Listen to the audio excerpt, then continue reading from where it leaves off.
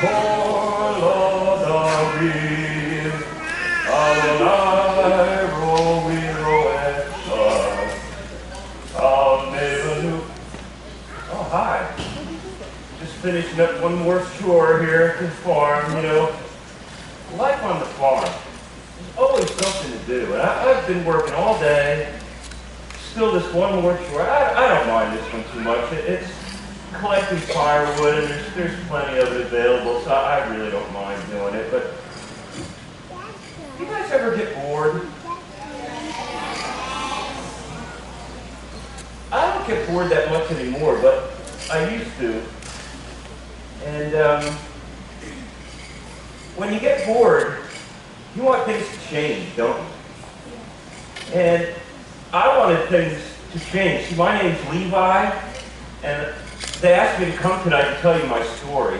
You may have heard my story already. It's in the Bible. It's in Luke chapter 15. And it's called the story, the parable of the prodigal son. And I'm not very proud of it, but I am the prodigal son.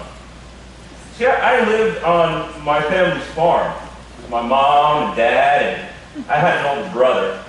And every day on the farm, like I said, there's just always so much work to do. And it's always the same. Get up early, feed the animals, clean up after the animals, work all day in the field, whether it's planting the crops, or pulling the weeds, or watering the crops, fertilizing the crops, harvesting the crops. Always something to do on the farm. And you know what? It's always the same. And it just gets boring. I'll tell you what, I wanted to change. I was young. My whole life was in front of me, and all I wanted to do was to do some exciting things, and I just did the same old thing day after day. I mean, I was kind of trapped. Farming was the only thing that I knew how to do. That's where I had grown up. And so that's what I did day after day. I mean, yeah, eventually I knew that when my parents died, I would split the farm with my brother, but even that wasn't fair. He was my older brother. And that meant that he would get 2/3 of the farm. I'd only get 1/3. That doesn't seem fair to me, but that's just how we do things around here. So one day, I remember I was really bored and sick and tired of doing the same old thing. And I finally got up enough nerve. And I walked right up to my father, and I said, "Father, I want what's coming to me, and I want it now." And my father, he didn't know what to say, because he was kind of shocked by that. That was probably the biggest insult that I could give my father. Because for him to give me what was mine, he had to die. And I wasn't wishing that my dad would be dead, but that's what had happened. And so he was kind of shocked about what I had said, and I didn't know how he was going to, if he was going to go for it or not. But and I knew what he would have to do to give me my inheritance. You know what he would have to do? He'd have to sell part of the farm. He didn't have that kind of money just sitting around. 1/3 of the farm, he would have to sell the farm. And I couldn't believe it. I don't know if he was confused. I don't know if he was mad. I don't know what was going on in his mind, but he did. Before long, he was giving me a big wad of money and putting it in my hand. And you know what? As soon as he put that money in my hand, I was out of it. I was out of there. This was the break that I had been waiting for. And I started living life the way I wanted to live life. I started living the dream. When you have money, you have a lot of things. And when I had money, I had a ton of friends. Oh, you should have seen the friends I had. They were all around me. Every meal I ate like a king. I did put on a few pounds during that time. But it was great. I bought myself a whole new wardrobe of clothes. I had never had clothes like that before. Man, I was living the dream. I was living good, and things were awesome. And I hate to say it, but you know, when you got money, you're doing pretty good with the ladies too. Good times, good times. Things were great until they weren't. Things went bad. See, everybody around here is a farmer, and we all have work to do. And there was a famine in the land. It meant there was no food. All the farms were suffering. And you know what else happened? I found something out. I don't know if you find the same thing. But it's so much easier to spend money than it is to make it. I know you know what I mean, right? And I don't know where all that money went, but before I knew it, my pockets were empty. I had no money left. The farmers were all struggling, which meant that everybody was struggling. And I realized that all of a sudden I was going to have to go get a job. Problem was, the only thing I knew how to do was farming.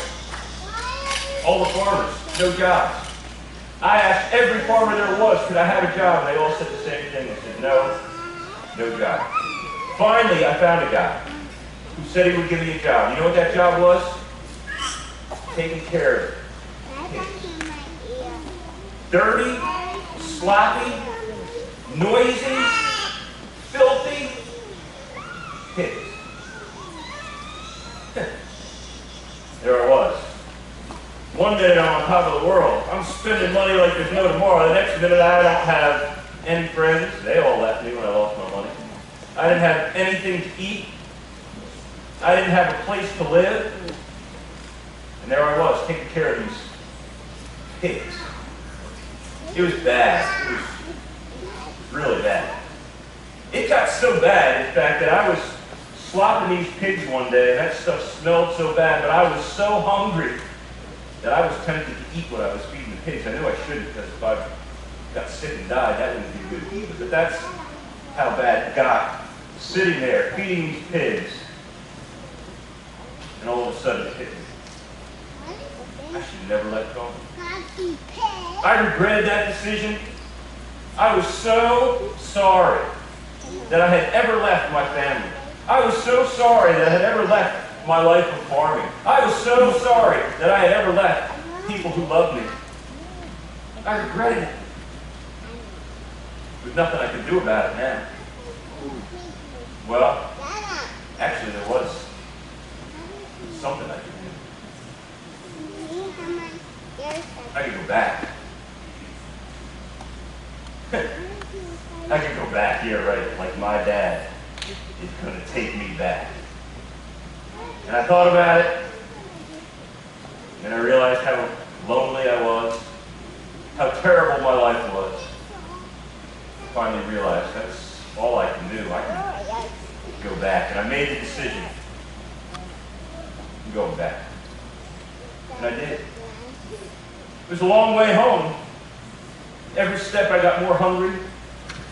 And every step I wondered, I just wondered, what's my dad going to say when I get there?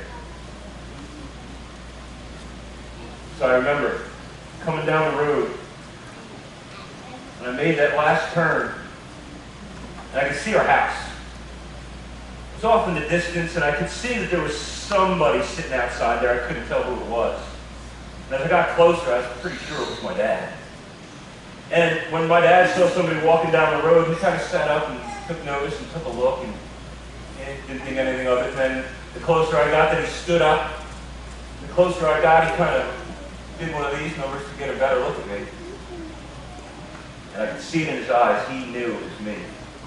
And at that moment, I saw my dad do something that I had never seen him do in his entire life. You know what I saw my dad do? I saw him run. My dad took off running. He didn't take off running in the opposite direction. And he didn't come running towards me with a stick to chase me off. He came running toward me with a look on his face like a kid on Christmas. So happy, so excited. And he ran and he ran and he finally got to me. And he never slowed down. When he finally got to me and he gave me a hug, I thought he was going to knock me over. And he hugged me. And he kissed me. And he laughed. And he cried. And all he did was kept saying the same thing over and over and over again. Welcome home. Welcome home, son. Welcome home. At that point, all I could do was stand there. I just cried and cried and cried. And when I finally could form a word, the only thing I could say was, I'm sorry. I'm sorry. It got worse. I kept saying it again and again. I'm sorry. I'm sorry. I kind of think my dad didn't even hear me, though, because the next thing I know, my dad's making this celebration, and he's giving me gifts that I didn't deserve. He put the fancy robe on me, put a ring on my finger. He called all our neighbors and our friends, and he invited them over for this big feast. He killed this animal that he was saving for a special occasion. And he did it all for me. I couldn't understand why he would do that after the way that I treated him. But he did. He celebrated the fact that I came home. You know, if I had to bet, I would bet that all of us, including most of you, have acted sometime in your life the way that I did. You ever do something in your life where you just don't want to listen to anybody? You want to do your own thing. You want to go your own way. You want to call your own shots. You finally get up the nerve and you start to do it. And you know what? Just like it was for me, it's fun at first, isn't it? You think, well, I'm getting away with it. This is awesome. And you do your thing, and you do your thing, but whenever we turn our back on God, it never ends well. You've probably found yourself in a place like I was. Lonely, abandoned, needy, full of regret. The good news is this, that just like my Father welcomed me home, even when we turn our back on God, He welcomes us home too. Because when you are lonely, Jesus rescues. Did you hear what I said? When you are lonely, Jesus rescues. One more time, everybody. When you are lonely, Jesus rescues. He does. Jesus rescues. And when we make that decision to go back to the Father, He'll always accept us with open arms. And He'll say the same thing that my Father did. Welcome home. So, like I said, I got to finish up my tour today. I know you guys got stuff to do, so I'm going to get going. I hope you have a great night at Bible school. And remember, when you are lonely, Jesus rescues. He rescued me.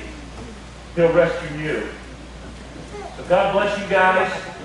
And boy, I hope this is enough fire. I don't see any more. So I'll talk to you later. Have a great night.